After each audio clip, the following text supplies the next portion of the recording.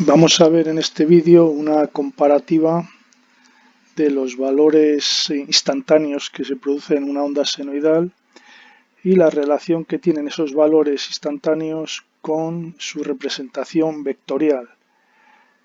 Para ello voy a utilizar ya un circuito RLC en el cual voy a mostrar todas las señales instantáneas y todas las señales representadas por sus vectores y ver la relación que existe entre ellos. Vamos a coger un circuito inductivo.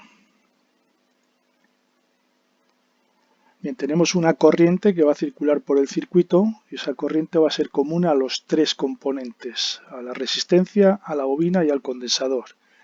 A este circuito le hemos aplicado un voltaje con una fase inicial alfa, es decir, este es el momento el que vamos a elegir para ver la relación que hay entre todas las señales, tanto instantáneas como su representación vectorial. Bien, tenemos la intensidad común a los tres componentes y tenemos las diferentes caídas de voltaje que se van a producir. Tenemos la caída de voltaje en la resistencia. Ese voltaje en la resistencia sabemos que está en fase con la intensidad que lo produce. De hecho, VR es R por I, o sea, hay una constante de proporcionalidad que es el propio valor de la resistencia. Entonces, cuando la intensidad pasa por cero hacia positivo, también lo va a hacer el voltaje de la resistencia a valores máximos de la intensidad tendrá valores máximos del voltaje de la resistencia y así sucesivamente, valores máximos negativos de la intensidad, valores máximos negativos de la resistencia. Bien, como consecuencia de esta intensidad habrá una caída de tensión también en la bobina. Sabemos que la bobina retrasa la corriente 90 grados respecto al voltaje que tiene en sus extremos. Por lo tanto, tendremos un voltaje en la bobina que irá adelantado 90 grados respecto a la intensidad. Esta intensidad es común a los tres componentes, por lo tanto también corresponde a la bobina. Como vemos, tenemos que cuando la intensidad pasa por cero, el voltaje de la bobina tiene su valor máximo ya. Es decir, que este espacio que hay desde aquí hasta aquí son 90 grados.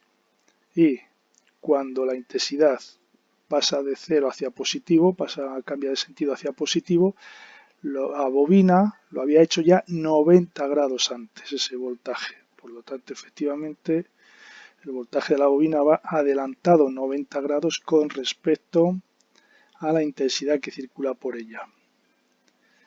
Por otro lado, también tenemos un voltaje en el condensador. Sabemos que el condensador adelanta la corriente 90 grados respecto al voltaje que tiene entre sus extremos. Por lo tanto, tendremos un voltaje en el condensador que irá retrasado 90 grados con respecto a la intensidad que circula por ese condensador. Recordemos que esta intensidad es común. Este voltaje por el condensador, este voltaje en el condensador, a la vez, como vemos, está desfasado 180 grados respecto al voltaje de la bobina. Es decir, el voltaje de la bobina, como vemos, empieza aquí y el del condensador empieza aquí también, pero, como vemos, la fase es de 180 grados de uno con respecto al otro, o se dice que están en contrafase. Cuando uno tira hacia sus valores positivos máximos, pues lo que está haciendo el voltaje en el condensador, que está desfasado a 180 grados, es tirar hacia sus valores negativos máximos y así sucesivamente. Los dos coinciden en sus valores mínimos, es decir, los dos tienen el mismo instante de cruce por cero, pero justamente en sentidos contrarios. Y como podemos apreciar también, si lo miramos con respecto a la corriente, tiene que estar 90 grados retrasado. Vemos que la corriente pasa por cero en sentido positivo y 90 grados después está pasando el voltaje del condensador cambiando de signo de cero a positivo. Efectivamente, el voltaje en el condensador retrasado 90 grados con respecto respecto a la intensidad que circula por él.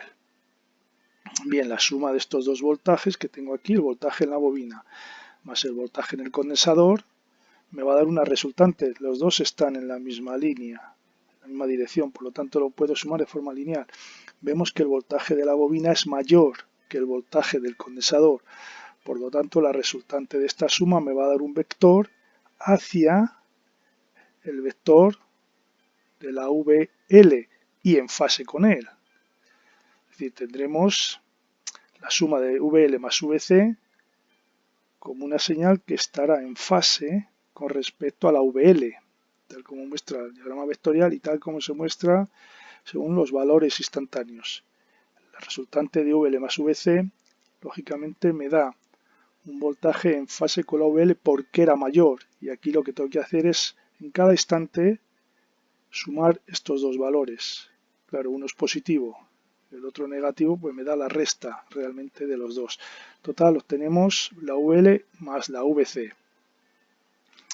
Y ya si sumamos la VL más la VC más la VR, pues ya lo que obtenemos es el voltaje total que hemos aplicado al circuito.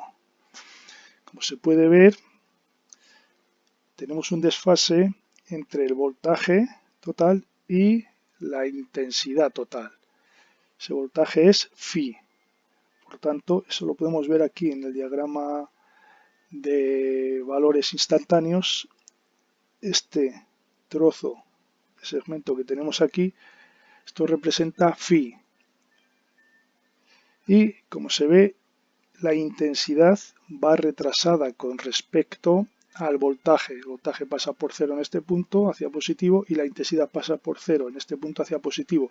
Por lo tanto, esto representa phi.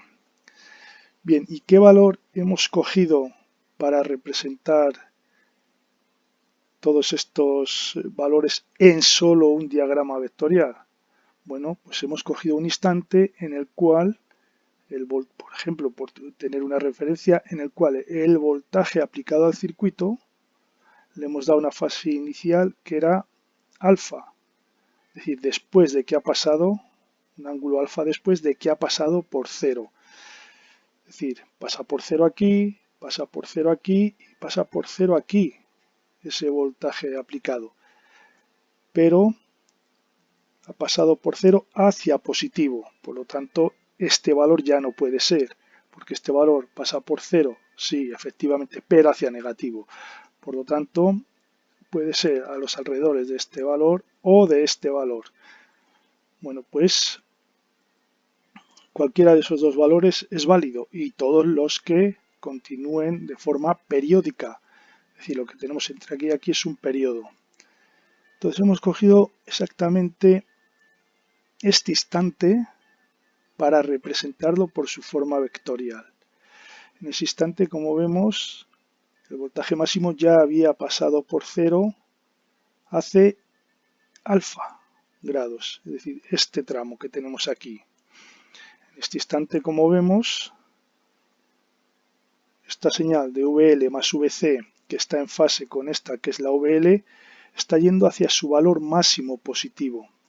Efectivamente, VL más VC, que está en fase con VL, está yendo hacia su valor máximo positivo. Recordemos que en una función senoidal su valor máximo positivo es a los 90 grados. Y recordemos también que este sistema está girando en sentido positivo contrario a las agujas del reloj, es decir, este es el sentido positivo. Entonces le falta, hasta llegar a su valor máximo, un ángulo de phi menos alfa, es decir, este tramo, que es justamente lo que hay desde lo que hemos cogido nosotros hasta su valor máximo. El valor de la VC está yendo hacia su valor mínimo. Le falta para llegar a su valor mínimo precisamente el mismo ángulo que antes, el valor de phi menos alfa, es decir, esto que tengo aquí, y está yendo hacia su valor máximo negativo a los 270 grados. Es decir, este tramo que hay desde el que hemos cogido hasta su valor máximo, pues es ese ángulo de phi menos alfa. Y el voltaje de la resistencia y la intensidad, que están los dos en fase, pues vemos que se están acercando hacia cero. el instante que hemos cogido, se están acercando hacia su valor mínimo para luego evolucionar hacia positivo. Por lo tanto, este tramo que hay aquí corresponde justamente a este tramo que hay aquí, es decir, phi menos alfa.